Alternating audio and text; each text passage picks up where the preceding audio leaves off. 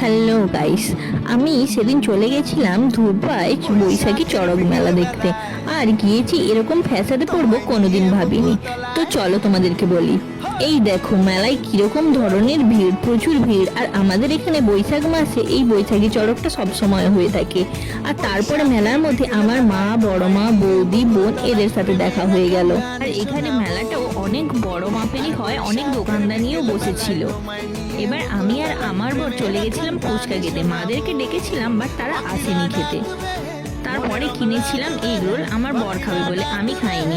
তারপর দেখো হঠাৎই ঝড় আর বৃষ্টি শুরু হয়ে যায়, যার জন্য আমাদের তো ব্যাটারি স্কুটি, তো জল ঢুকে গেলে তো খারাপ হয়ে যাবে, তাই গাড়িতে চাপা দেওয়ার জন্য তাড়াতাড়ি করে চলে এসেছিলাম। আর বৃষ্টির পরে দেখো সব দোকানদানি চাপা দিয়ে দিয়েছে। আর বৃষ্টির পরে যখন থামলো তখন আমি গিয়েছিলাম চটপটি খেতে। আর এই দেখো বৃষ্টির মধ্যে এখানে একটু পেপার দিয়ে ছাউনি করা, তাই কত লোকের ভিড় একসঙ্গে, সবাই এক জায়গায় জমা হয়ে গেছিল। তো আমরা এরকমই ফ্যাসাদে পড়ে গেছিলাম। তারপর সেখানে তো কিছু খাওয়া হয়নি তেমন, এই মিলননগরে এসে এই দাদুটার দোকানে বিরিয়ানি কিনেছিলাম।